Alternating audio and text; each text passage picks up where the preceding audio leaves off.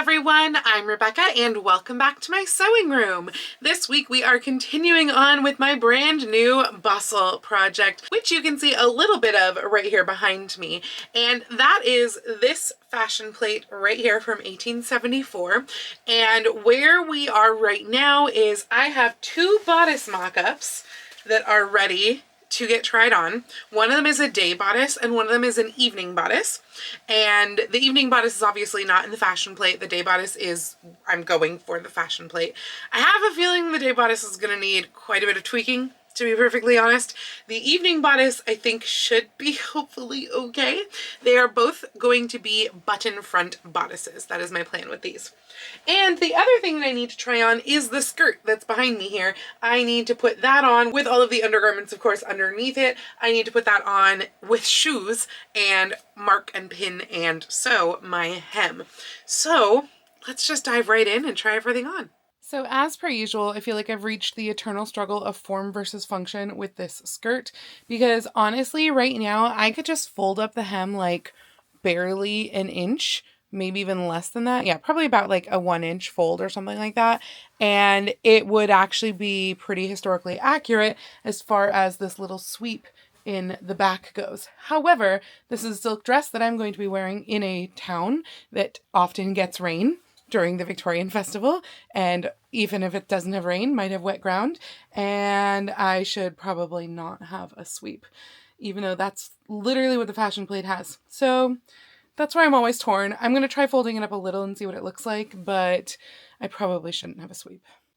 So I have decided to hem it just off the floor. We're probably like an inch off the floor most of the way around, maybe slightly more than an inch, like 1.5 inches or so in the front, just so that, you know, we don't trip on ourselves, and maybe around, I think it's still around an inch, maybe 3/4 of an inch in the back. It's really hard to film the back while you're wearing it.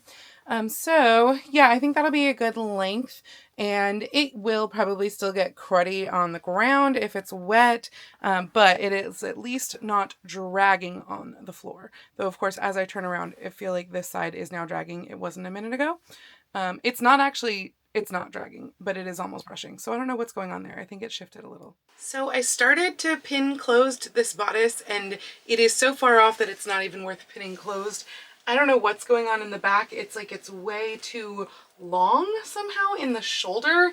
I don't know what happened there. And then also there is too much excess in the back. I think actually my angle is fine. If anything, I think I have too much there. So I'm going to take some of that out, take some of that out, and then pin on the bodice, and we'll see if it's better. So I just kind of reached and grabbed the shoulder and pinned at the shoulder until it was tight, and then I pinned the rest of the front of the bodice up. I have also attempted to pin out some of the excess back here, but that's really hard to do from behind you, so we'll see what happens with that when I actually take it off. But then what I realized is that it wasn't the back panel that was too long. I mean, it maybe is a tiny bit, but really it's the front strap that's too long. So I drew a line in where that seam should actually be sitting, and I need to just like shift everything up. I think, need to drop down the neckline both in front and in back, particularly because I've been shortening the straps here, but this is too high for an evening neckline and too narrow as well. This is honestly almost day wear, practically, at least dinner, and so we need to drop that down just a little bit, and same with in the back. I don't go quite as low as they actually went, because they actually went real low, but I don't feel comfortable doing that, so I'm going to drop it down a little bit, but yeah, we need to figure out what's going on with the shoulder. I've made all of my changes to the bodice, the evening bodice obviously, and that included narrowing this point here. The one question, because I would have to recut it to fix it, is like, this is definitely not like my fashion plate that I was kind of modeling this after, this tail at least. And I'm trying to decide if I still want to do what's in the fashion plate. So if I did, what would wind up happening is I would, where these kind of points are, where the side back pieces are, that should have like kind of extended the center back to that point, basically to make it more like squared off and kind of, I don't know, I want to say ducktails, but ducktails aren't square. So yeah, I'm trying to decide if that's worth like figuring out, because I mean, I don't dislike a pointed back, and frankly that's more common, but I had kind of gotten it into my head that I wanted that squared off back. So I think I'm gonna have to stare at this in the mirror for a little while longer and really decide what exactly needs to happen there. Oh, one other thing that I did was after I took out all of that excess in the front shoulder, the arm size were too small, so I cut out the arm size. I lowered them by 1/2 inch, and I think that things are now almost good. I'm trying to decide if it's just a little too loose right in there at the neckline, but I think I'm gonna leave that until I have the silk, because this stretches a little and silk does not. But otherwise, I think that everything is really good. I don't remember if I mentioned this or not, but I also wound up taking in some right here widthwise. So I actually took out a 1/4 inch on each side, so a 1/2 inch total by the time it got to like about here, tapering up from around here-ish. But yeah, oh, and I did drop the back neckline down. It should be a lot lower. I don't know if I want to go lower. I think again, like I'm gonna cut that out in the silk and then decide, but at least things are fitting correctly now. And I mentioned this before, but I do plan to do most likely little buttons in the front, or possibly hooks and bars with decorative buttons in the front. But yeah, I'm gonna study the tail and see if I want to change that up or not, and see if it's worth remocking up the center back piece, or if I can just do it in the final. So I think I do want to try at least and go for what is in the fashion plate, but I am gonna live on the wild side and do it in the actual. So basically what needs to happen is just that the corner here needs to come straight down so that it's even with the center back. I have shortened this a bit because it was just too long. I put on the overskirt, or at least the overskirt in the stage that it is in right now, which is pinned with various pleats at the waist and nothing on it. And so I put that on just so I could see the tail a little bit better because it pops more on the white. And yeah, that's really all I need to do. So I need to extend the side back piece down as well at the seam so that that curve is just like more pronounced, and then also have it meet the center back seam there. And otherwise I think that is good. I did fold up some of the edge here as well. And what I'm looking at right now on this hem, or lack thereof, is the actual. I'm gonna need to add a 1/2 inch seam allowance the entire way around the bottom of the bodice, because I really like where the point and stuff is right now, which means I need seam allowance so that I can keep this where it is right now. Luckily, I wasn't planning to use this as the flat liner or anything like that, because I am working with like fabrics that have white in them / white fabric. I need to flatline this with white, because otherwise what we would see is a little bit of like graying of the color with this dark of a flatlining through it. So this is just going to be a pattern, which is great because it means that I will have another pattern to refer to, as opposed to my pattern that has all of the lines drawn all over it. If you don't know what I'm talking about, I showed this in my last video, and I've showed it in many other bustle era, or really Victorian era videos as well, but these are the patterns that I am working with. I drafted this myself in 2016, and I have used this for pretty much every Victorian pattern since then. Maybe not like mid-Victorian, but like late 1860s, 1870s, 1880s, 1890s, all of those have really come out of these patterns, which is why there's so many different colors, because they're all of the different projects that I've done. So it would be good to have another pattern to put in there to be able to refer to, and that's what this will become. I have to double check that I like the neckline where it is, and that I don't want to add seam allowance to that, because my intention was that to take away the seam allowance. Like when I showed it to you before, I had kind of curled in the seam allowance and like press that in place, and then this is with it included. And I think that is what I still want to do. So this will get a little bit wider and deeper with the neckline, and I still have to decide what I'm doing on the back. I haven't decided if I'm going to take that down or not. I think again I might wait until it's in the silk so that I have the option of leaving it up if I want to, and or can cut it down at that point. But yeah, I mean, otherwise I think we are good on this pattern. So let's move to the one that I think is going to be even more difficult, the day bodice. So there's a few similar issues with this day bodice that there were for the evening bodice. The number one being the shoulders. I'm again going to have to shorten this front shoulder strap. I don't know what happened there. Maybe I used the wrong line or something like that. And also, frankly, this neckline is too low for daytime and too wide. So I am going to have to recut this, unfortunately. It only needs to be a ½ inch more in both directions, I would say. But that actually means 1 inch adding because of seam allowance. On the other hand, I have somehow cut the back too high, so that's going to need to come down a little bit. I think part of that was in shortening the shoulders. It came farther up the shoulder and was just too high. And then also the biggest problem though is the tail situation here. So I kind of have pinned on my in progress trim that I started making in last week's video, and the tails of mine are supposed to overlap this trim by a little. It's supposed to start like here, which means I'm gonna have to figure out how to start it on the front piece and then incorporate it over to the side and potentially the side back piece. However, there's also definitely issues going on in the back tails, and that's like almost impossible for me to figure out. I might have to put this on a dress form and figure out the overlap there because I just can't see well enough behind me to work those out. But basically what this means is that probably all of these pieces are going to have to be recut for a second mock-up. And that's where we are right now on the day bodice. I have just finished hand hemming the skirt here. Now, I did not actually hem the entire skirt. I left the side seam open, and that is because the ruffles are going to get tucked into that seam. So I need to be able to undo the hem so that I can access that seam. So I left like about 5 inches on either side, and that means that now we can work on the ruffles. So I'm gonna work with probably a 2-to-1 ratio, but I'm gonna do some math here and figure out just how much I might need for the ruffles, how much I can have left, because I still have a lot more bias strips to cut for all of my trimming. There's also some of the plaid that needs to go on the bodice in like the collar section. I need to use all of the bias strips that go in the middle of the trimming as well. And then I still have a bow, a giant bow to do on either side. And I'm hoping to be able to get all of that out of the plaid since I don't have a corresponding solid to go with it.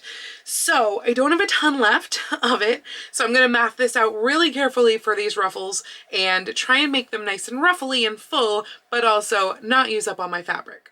All right, so I have done more math and figured out how much of these ruffles I need and how wide they should be as well. Because when we look at the plate, there is like a certain amount of ruffle showing, but there's obviously more ruffle than that because all of the ruffles overlap. So I have chosen to overlap each one by 1 inch because that way you don't accidentally wind up seeing any gaps if they like fluff a little bit. And all of my ruffles are going to be single layer, and they are going to be hemmed by machine, because I don't have time to do this all by hand. So even though I hand hemmed the skirt that they're going over and covering half of that hand hem, I'm machine hemming these ruffles. In any case, I figured out that the bottom ruffle, which is a little bit wider than the upper 2 ruffles, needs to be 8.5 inches wide total, including like my hem allowance and my seam allowance and everything. And the top 2 are 7.75 inches wide total. And I figured out width-wise to do a 2-to-1 ruffle ratio, I need 102 inches for the bottom ruffle, 99 inches for the middle ruffle, and 96 inches for the top ruffle. My fabric is 54 inches wide. When you take away seam allowance on that, it basically makes it 53 inches wide, and that means that I could get up to 106 inches for like the bottom ruffle. So I'm just going to do that. I'm going to do 106 inches on the bottom, and we're just going to make it 2 widths because it seems very silly to leave a little 3-inch piece behind just because that's what math says to do. So my bottom ruffle is going to be slightly more full. The top ruffles, because they are the same width, that means that I really only need to cut like, I think it'd be like 3.5 panels as opposed to 4 panels or like some almost panels. Like basically I can add them all together and then just cut it where I need to after, you know, 96 inches, 99 inches. So I am going to do those exactly so they will be slightly less full than the bottom ruffle by 3 inches. And yeah, I'm just gonna go ahead and cut those out of my fabric with my rotary cutter and everything. With a lot of these straight lines, that's what I use. I use a rotary cutter in my cutting mat. With anything that is not a straight line, basically, I use scissors. That's just my preferred method. I watch people who are like tracing out patterns in other YouTube videos with a rotary cutter, and I'm just like, oh my god, that is gonna go wrong so easily, because there are so many times that I've been cutting straight lines against a ruler and my rotary cutter suddenly goes off and like nicks a big chunk out of my straight line, and it's just like, ooh. Either I am not skilled or you guys are just living really, really bravely. But yeah, that's what I do for rotary cutters. I always do them against a ruler, and I use just like my regular gingers for cutting out everything else. If you are ever curious about what tools I use, I think I have an Amazon link that lives in every description that like leads you to my tools page, but I will specifically link my scissors and my rotary cutter down below just in case you're interested. They're nothing special, except I guess my gingers is kind of special because it's spring-loaded, and so it's supposed to be better on your hand, I think. I'm not sure if that's really true, but supposedly that's better on your hand, and I really like them. I'm clearly going off on a tangent here. So I'm gonna go cut everything out, and I am going to gather them all on the machine, like sew the pieces together, gather them all on the machine, hem them all on the machine.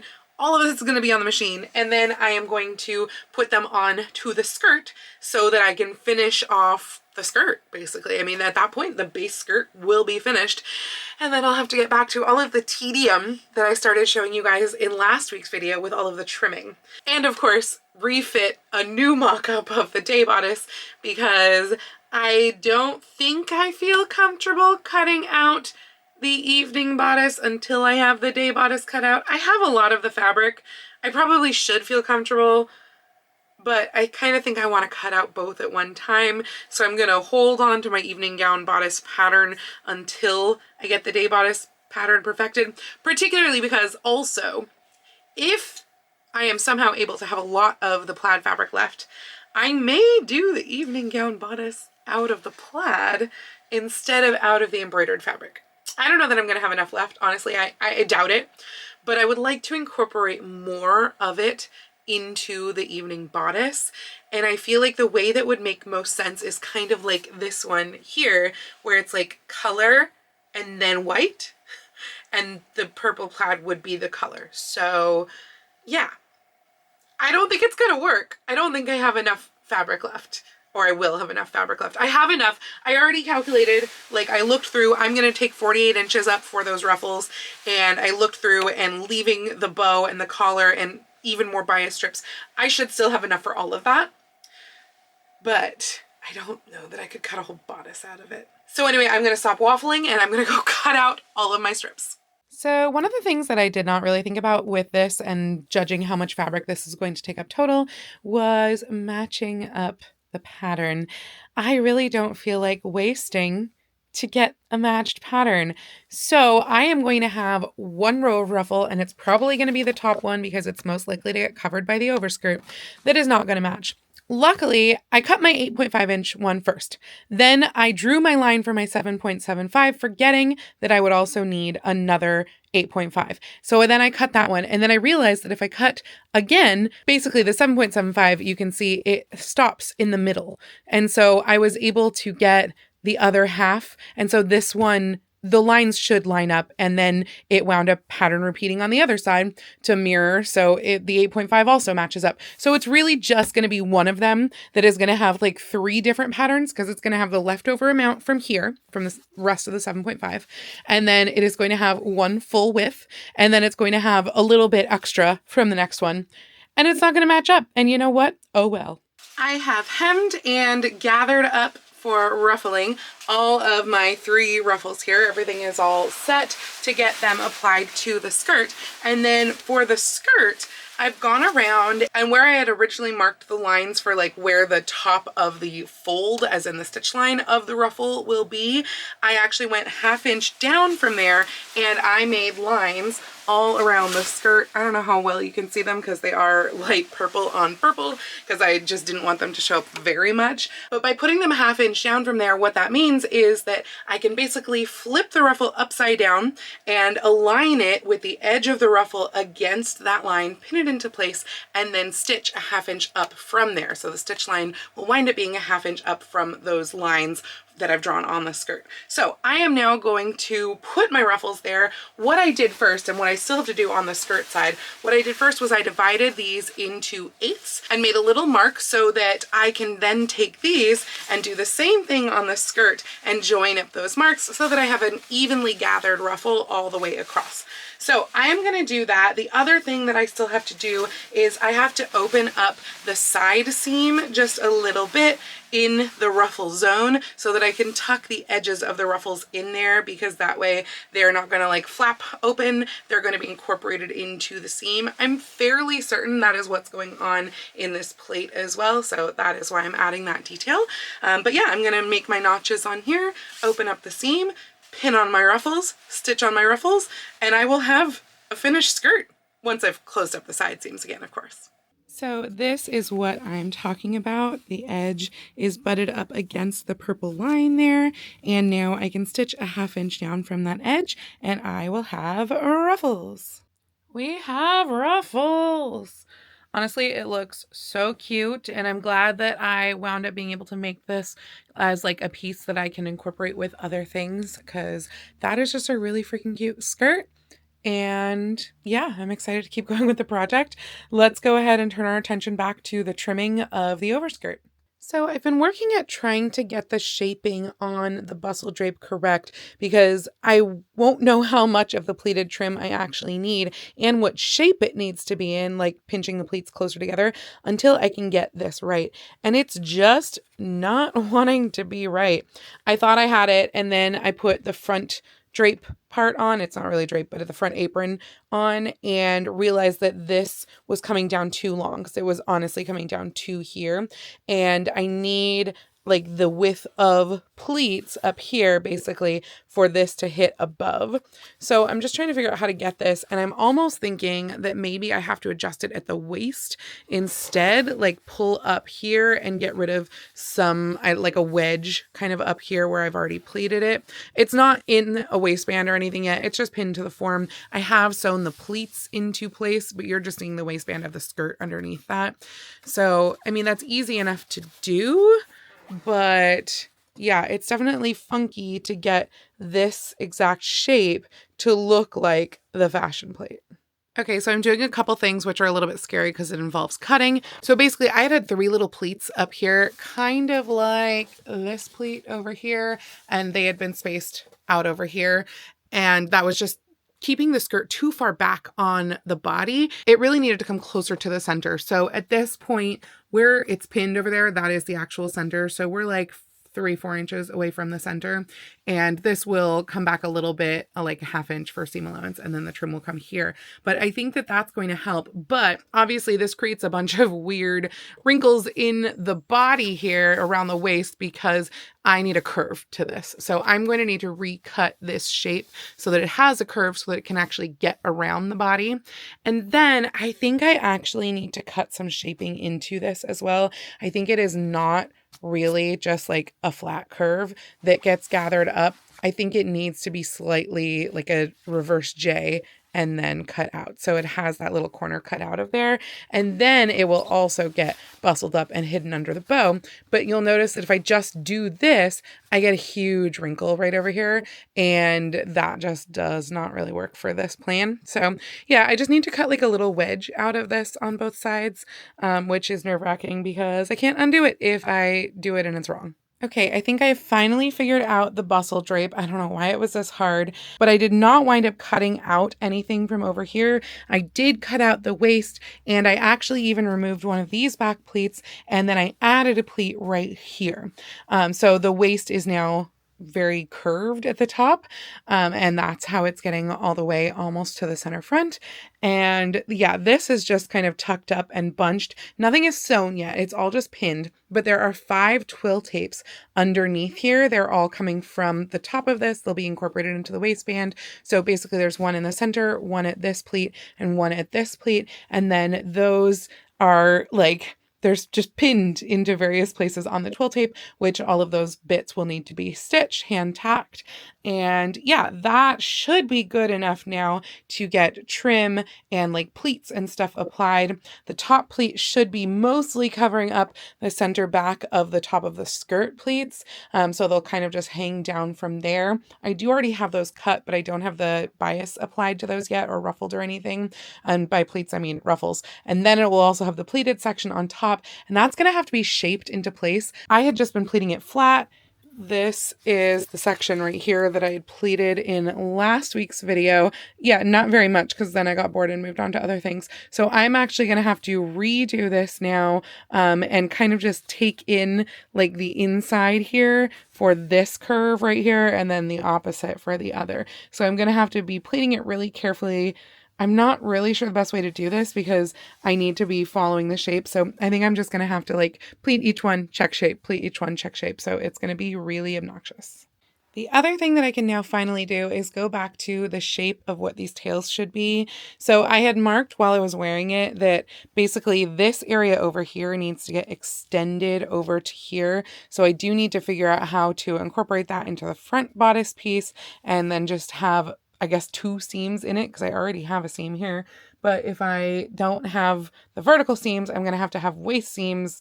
And so it just seems like I need to do another vertical seam and have it extended to here, which is annoying. I might actually move this seam over to here because at least at that point my seams would all be parallel. So I'd have the edge over here, a seam over here, and a seam probably over here. And I feel like that would be a little bit better. I just have to figure out what angle that would need to go to. Probably what I'll do is I will just make a new line there and then like cut it and then add the seam allowance, like incorporate it back into the upper seam here. So yeah, I just need to recut a lot of the bodice. Unfortunately, I also needed to take in the top of the back from like here all the way up. We're going to cut down that so that it stops at this blue line. I don't know if you guys can see that or not. We are taking up the shoulders, and hopefully at that point we'll have something more resembling a day bodice. Oh, and bringing up the neckline in front. That was the other thing too. It's really starting to look like something now. So I have actually sewn in all of the places that I had pinned this to the tapes. So that was all done. I wanted to get that done before I started pinning the pleats to it. And obviously I have pinned the section of pleats that I had already done, plus a whole bunch more pleats. I'm a little bit more than halfway around all of the pleats. You can see my like section that needs to be pleated over there on the floor. But yeah, it's going pretty decently. Once I have these all pinned into place, which I'm just doing these flat on my table so that I can get the curve around. So this area in particular was pretty tricky, but most of that is going to be covered, I think, by the bow. So hopefully it won't look kind of too weird. But once I have all of this pinned into place, possibly even stitched into place, I will then add the ruffle that goes underneath the lower section over here, and I'll be able to start on the trimming on the front section as well. Then I can join the two together. I also found this silk velvet, which I have used in a couple of past projects, including actually the bonnet that is sitting right here, and my white and purple 1890s ensemble. And I'm thinking of making the bows and the collar out of this. However, it's gotten pretty crushed up, so I have to see if I can get that out. And also for the bow and really for the collar, both of those are going to need stiffening. So we'll see if I wind up using this or not, but it is a perfect match for the purples. Well, the piece that I had prepped here for all of the pleats, which I thought was actually going to be a little bit extra, turned out to be almost exactly what I needed. So I'm going to cut off those last like 5 inches there. And otherwise, all of the pleats are all done here. And before I stitch them into place, assuming that I still have a few pins left, I am going to prep the ruffle that will go on underneath this lower part. So it kind of disappears up into the bend here, and then the ruffle will come down from there. So for the skirt ruffle binding, what I'm doing is actually binding. I'm not doing the same treatment that I did on the pleats.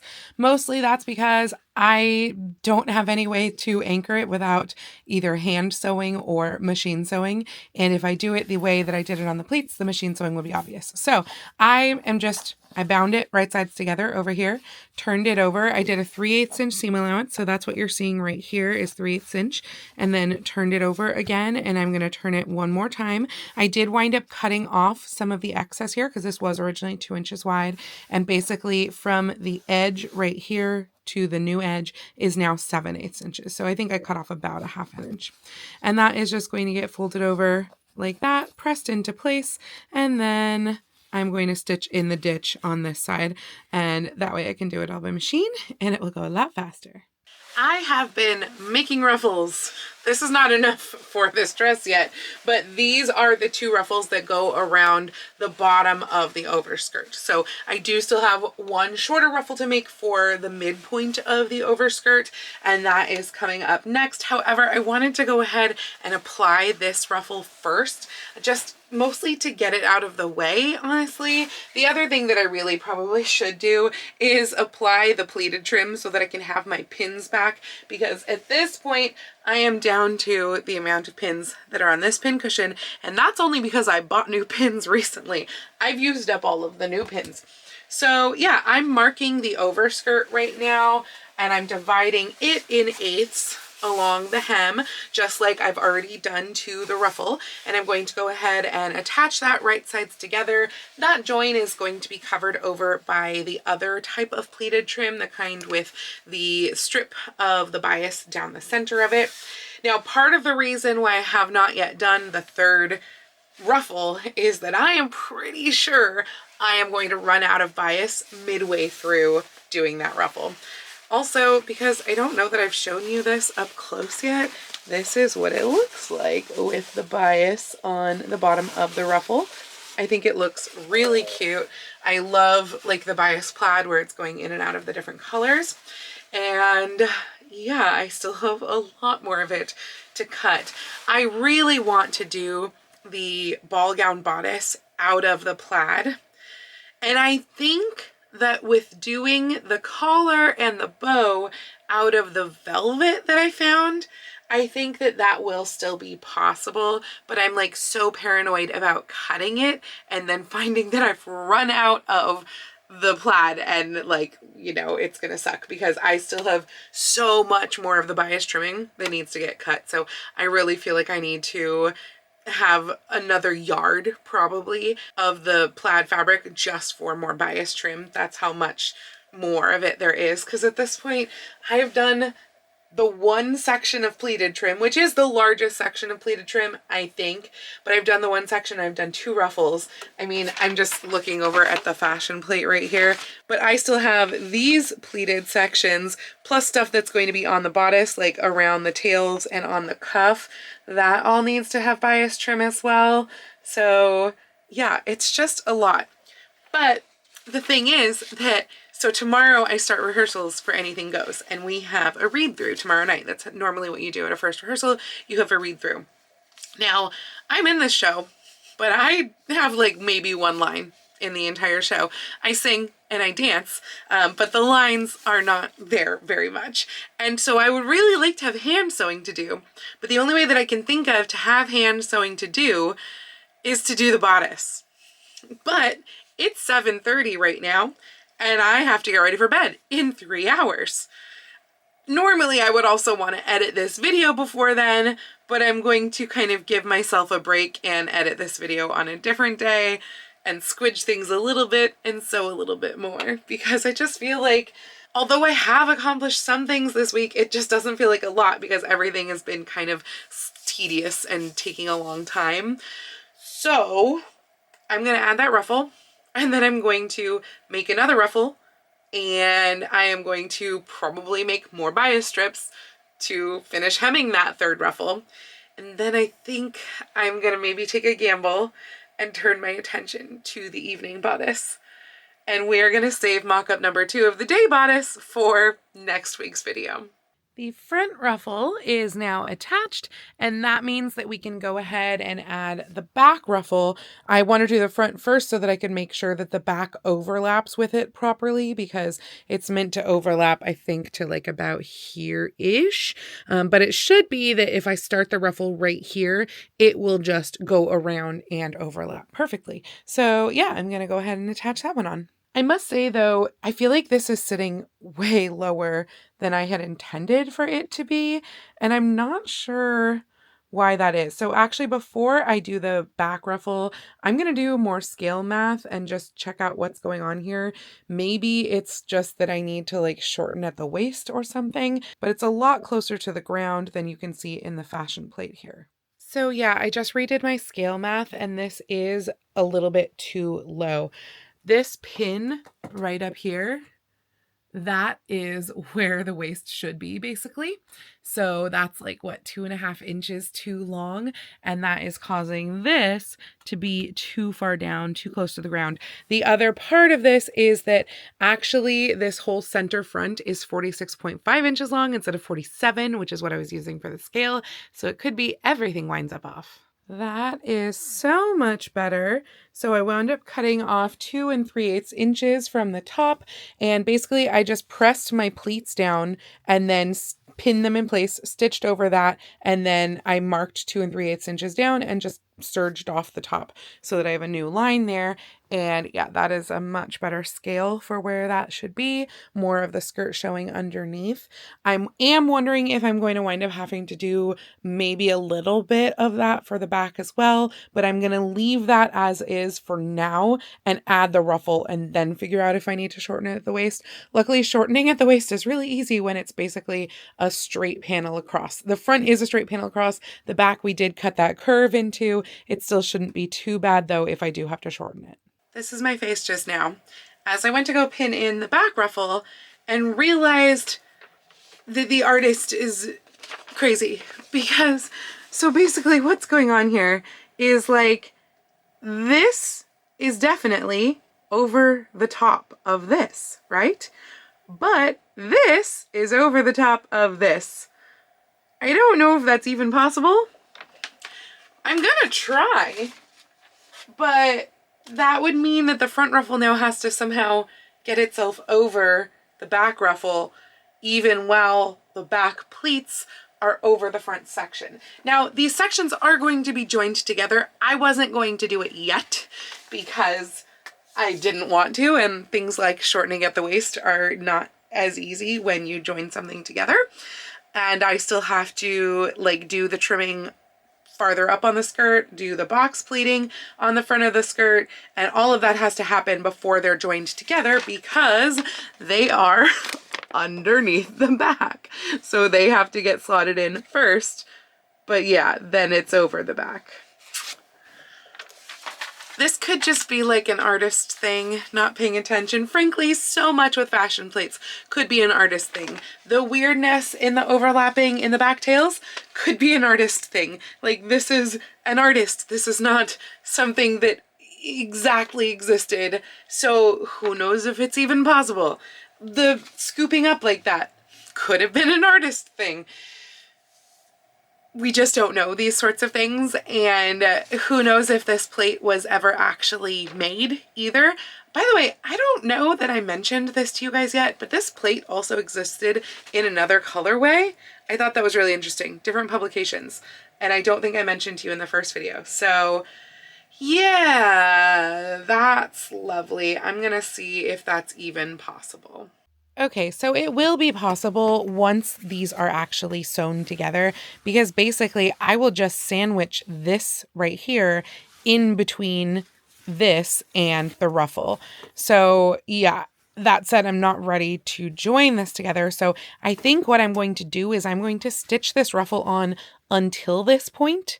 And then that way I don't have to actually assemble the two pieces together yet, but the ruffle will still be largely attached. And then we'll just have the little back part of the ruffle that gets joined in later when I go to attach the two skirts to each other, or the back to the front.